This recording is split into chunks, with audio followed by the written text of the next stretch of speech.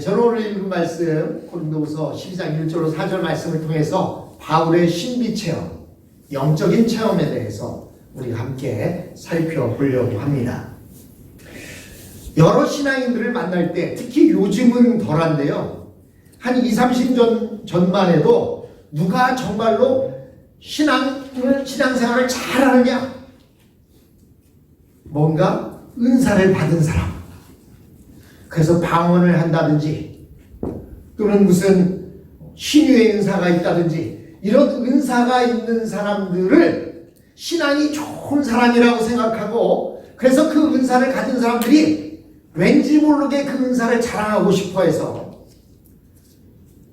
예배 때에도 방언으로 기도하고, 그로 인해서 옆에서 기도하는 사람들의 기도를 잡아먹던 시대가 있었습니다. 근데 오늘날에는 많이 깨우쳐지고 변화돼서 그런지 그런 방언의 은사, 신유의 은사, 이것을 자랑하기보다는 자신이 홀로 기도할 때 방언으로 기도하고, 누군가 아픈 사람이 있을 때 가서 기도해주고 치료해주는 그러한 일들이 일어나곤 합니다. 저희 집에도 6남매가 두 분 어머니 밑에서 자라면서 많이 힘들었습니다. 근데 자녀들이 아프면 어른들이 얼마나 힘들겠습니까? 특히 어머니들이 병원에 데려가기도 어렵고. 근데 하나님께서 우리 어머니에게 신유의 은사를 주셨어요. 그래서 어디 아프다 그러면 그 아픈 부분을 놓고 온 가족이 모여서 합심해서 기도하면서 손을 놓고 기도하면 그 기도가 얼마나 응답이 빠른지, 그래서 병원 거의 가보지 않고 어린 시절을 지낼 수가 있었습니다. 아마도 바울 당시에도 그런 모습이 있었던 것 같아요. 지금 고린도 교회에 살구문이 들어온 어떤 선생이라는 사람들, 유대주의자들이 그 고린도 교회에 들어와서 뭐라고 얘기하냐면, 우리는 입신을 경험한 사람이다 라고 이야기하는 겁니다. 우리는 입신했다. 여러분, 입신이 뭔지 아십니까? 하나님께 받은 바 은혜가 너무 감격하면 갑자기 실신을 하거나 졸도를 합니다. 여러분, 너무 기쁘거나 너무 슬퍼도, 우리 여성분들 중에는 너무 기뻐도 기뻐하다가 갑자기 실신해버리기도 하고, 슬퍼하다가도 실신하지 않습니까? 하나님의 말씀을 받고 너무나 기쁜 나머지 자기 자신을 지체하지 못하고 그 자리에서 푹 쓰러지는 것, 그것을 보고 입신이라고 합니다. 그런데 이 유대교주의자들이, 그 선생이라는 사람들이 자신들이 입신을 경험했다, 또는 우리는 너희들이 경험해보지 못한 그런 은사를 경험했다라고 자랑하면서 바울이 복음의 씨앗을 뿌려놓고 그곳에 교회를 만들어 놓았는데, 그 교회에 들어와서 미꾸라지처럼 교회를 온통 해집고 있는 겁니다. 그런데 바울 당시의 사람들은 그 이야기를 들으면 혹 가는 거예요. 여러분, 그 당시 사람들만 혹 갑니까? 지금도요, 어디 부흥강사가 신유의 은사가 있다 그러면 보따리 싸들고 쫓아다니는 것이 우리 신앙인들의 모습이 아닙니까?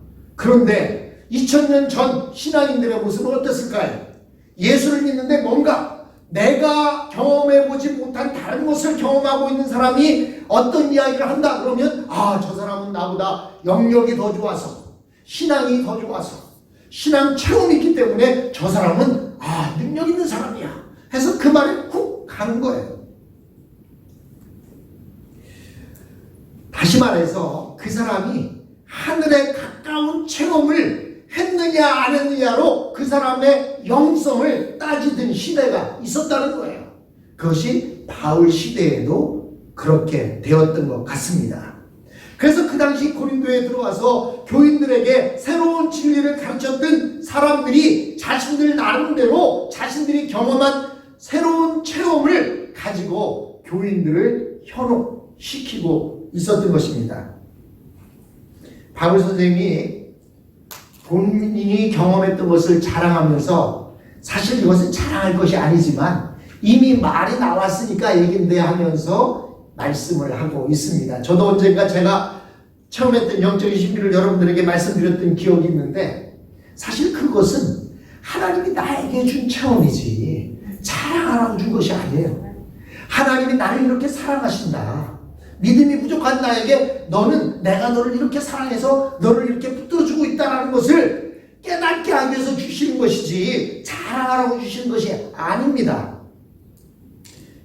그런데 바울 선생님이 만약에 이 고린도 교회에 그렇게 들어와서 신비적인 체험을 자랑하고 있는 그들에게 나는 체험이 하나도 없다 하면 할 말이 별로 없었을 거예요. 그런데도 감사한 것은 주님께서 바울에게 단순히 진리의 말씀만 계시한 것이 아니라 이 바울에게 깊은 하늘의 체험을 하게 하셨던 적이 있었다는 것입니다. 그것은 단지 지난 시간 우리가 보았던 대로 다메섹으로 가는 길에 부활하신 주님을 만난 것과는 아주 다른 신비로운 하늘의 체험이었습니다. 이것은 아무나 가질 수 있는 그런 체험이 아니었습니다. 방언이라든지 무슨 입신이라든지 또는 신유의 은사와 아주 다른 것이었습니다. 주님은 바울이 이런 신비적인 사람들과 경쟁 관계에 있을 때 어느 누구도 따라올 수 없는 그런 영적인 권위를 인정한다는 의미에서 이런 체험을 주셨던 것입니다. 여러분, 우리가 이렇게 예배드리면서 체험하지 못한 것들을 선교지에 나가면 많이 체험한다고 합니다.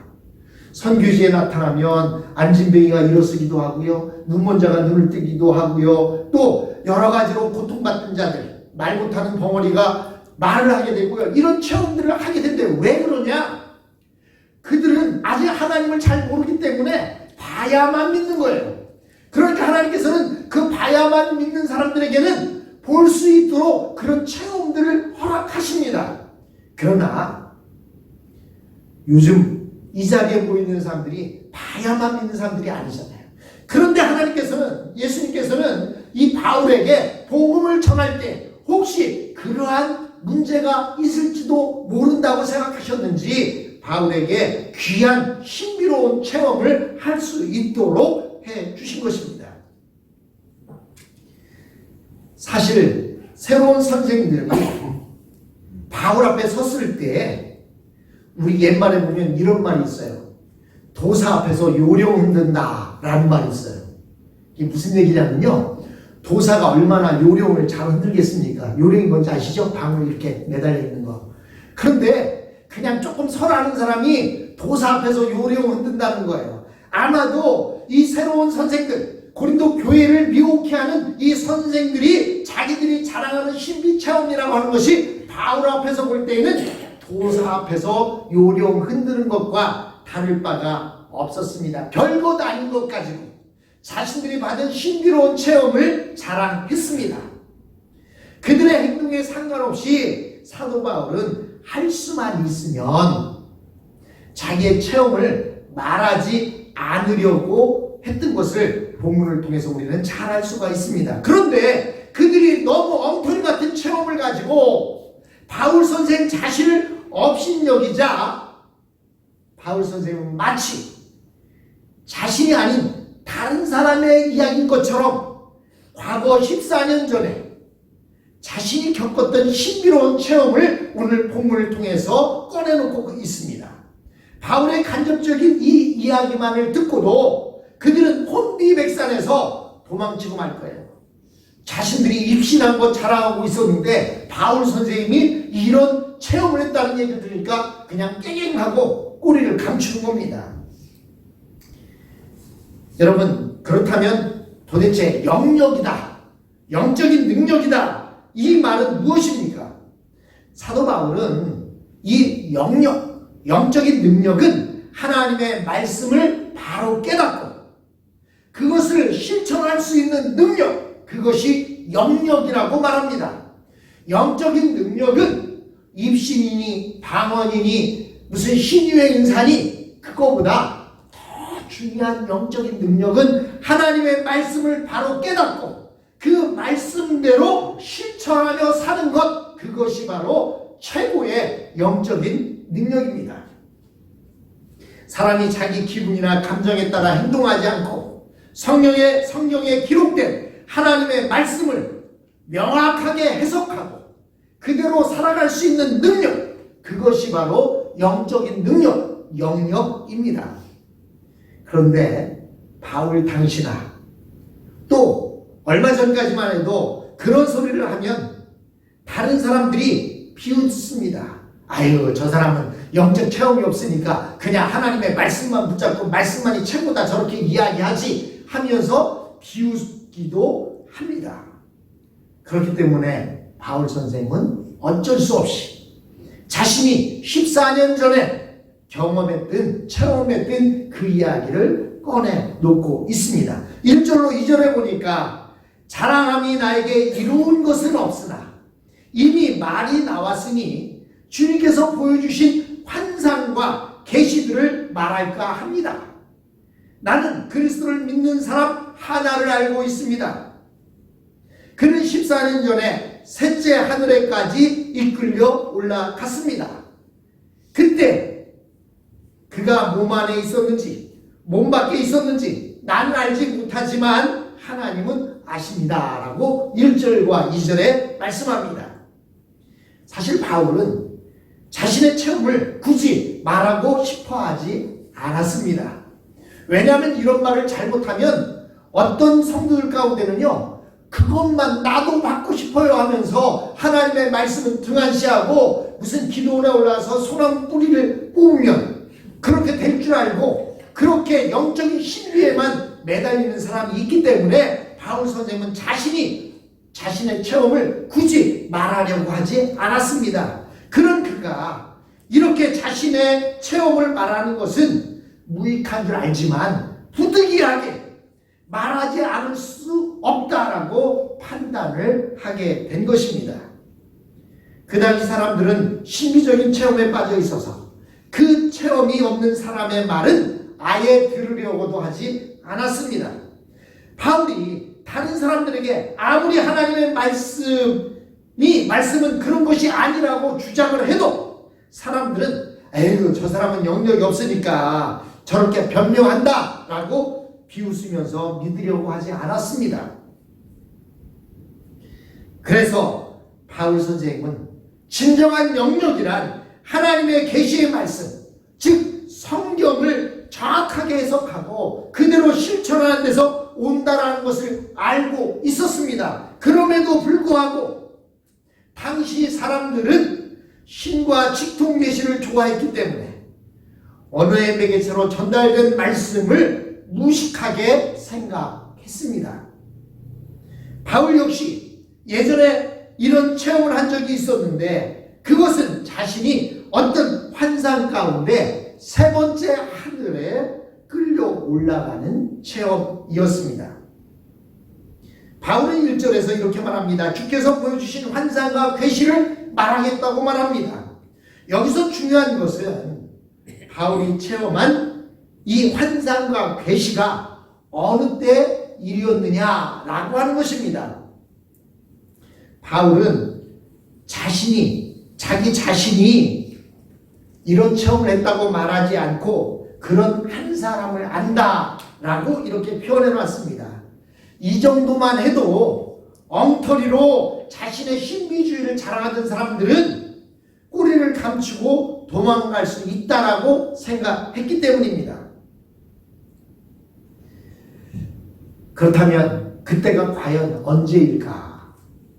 여러 가지 학설이 있습니다. 첫 번째로는 어떤 사람들은 바울이 다메섹에서 주님을 만났을 때다라고 주장합니다. 그러나 그것은 우리가 11장에 보았듯이 다메섹에 대한 이야기가 나왔었기 때문에 아마도 그것은 아니라고 생각합니다.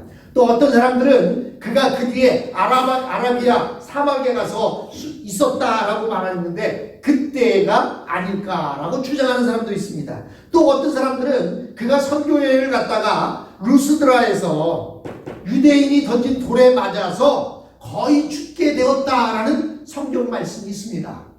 그때 거의 죽게 되었을 때 이런 체험을 한 것이 아닌가라고 이렇게 이야기합니다. 그런데 본문의 내용을 보면 그가 몸 안에 있었는지 몸 밖에 있었는지 나는 알지 못하지만 주님께서는 아십니다 라고 이야기하는 것을 보면, 여러분 가끔 그 영적인 체험을 한 사람들의 간증을 들어보면 자기가 죽어서 자기의 영이 몸 밖으로 빠져나와서 침대에 누워있는 자신의 모습을 보았다 라는 간증들을 여러 번 들어보았을 거예요. 지금 바울 선생님의 간증이 그런 얘기입니다.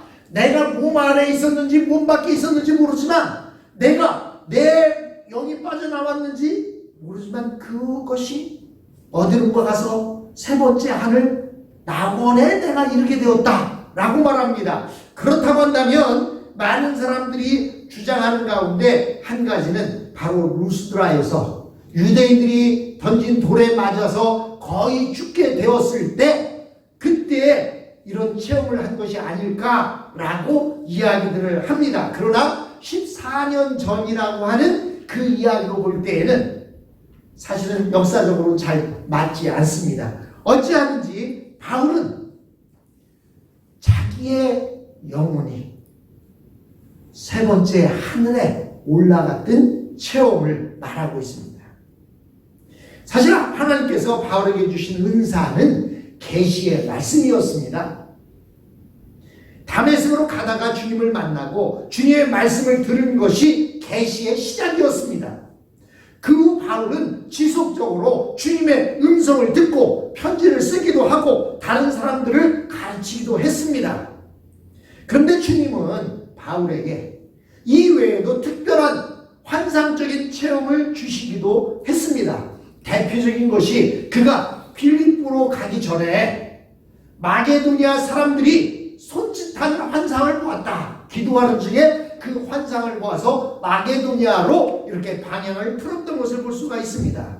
이렇게 주님께서는 가끔 바울에게 환상을 보여주셨던 것입니다. 한 번은 아주 정말 특별한 환상을 보았습니다. 그것은 바로 하늘로 끌려 올라가는 체험이었습니다. 바울은 세 번째 하늘이라고 했는데, 여러분 유대인들은 하늘을 7단계로 나눕니다. 그런데 바울은 그 가운데 세 번째 하늘을 통과해서 하나님의 영광에 이르는 체험을 했다라고 말하고 있습니다. 아마도 그는 누워있는 자신의 육체를 본 것 같습니다. 그때의 일을 이야기하면서 그는 자신이 몸 안에 있었는지 몸 밖에 있었는지 몰랐다라고 성경은 말씀합니다. 자신이 왜 이런 체험을 했는지에 대해서도 말하지 않았습니다. 그것을 말하면 너도 나도 그렇게 하고 싶어서 안달이 날 것이 뻔하기 때문입니다. 바울 자신도 밝히기를 원하지 않는데, 제가 생각하기에는 아마도 깊은 기도 가운데 하나님과 교제하다가 이런 신비로운 체험을 한 것이 아닐까라고 생각해 봅니다. 여러분, 당시 좀 전에도 말씀드렸듯이 흔히 주장하는 신비로운 체험은 바로 입신이었습니다. 여기서 입신은 서두에도 말씀드렸듯이 영적인 흥분을 이기지 못해 잠시 기절하는 것을 말합니다. 그런데요, 어떤 부흥 강사들은 입신을 원하는 사람들 앞으로 다 세워놓고 기도하면서 와서는 이마를 탁 때립니다. 그러면 어떤 사람은 갑자기 그 자리에서 푹 쓰러지고 다리에 힘이 풀리고 쓰러지는 입신을 경험했다고 합니다. 그러나 여러분, 그것은 무슨 사람이 하는 일이지 하나님이 하는 일이니까, 하나님은 하나님의 말씀에 기뻐서 너무나 기뻐 나머지 입신하는 것, 그것은 받아들였을지 몰라도 무슨 입신을 시키겠다고, 또 옛날에는 방언 못하는 사람들 방언을 가르쳐준다고. 어떻게 가르쳤어요? 할렐루야를 계속 외치라는 거예요. 그냥 할렐루야 하다 보면 혀가 막 꼬부라져 갖고 할렐루야 하다가 그것을 보고 방언한다. 아닙니다. 하나님의 영적인 신비는 사람이 무엇을 만들어서 주는 것이 아니에요. 그리고 서두에도 말씀드렸듯이 그 영적인 신비는 내 신앙을 위해서, 나 자신을 위해서, 내 믿음을 위해서 하나님께서 주시는 것이지 자랑하라고 주는 것이 아니에요. 받았으면 받은 것에 더 감사해서 겸손하고 그것으로 하나님 앞에 영광 돌리며 섬기는 삶을 살아야 하는 것입니다. 여러분, 사실 모든 말씀을 맡은 주의 종들이 이런 신비적인 체험을 다 하는 것은 아닙니다. 저도 방언을 체험해 본 적이 없습니다.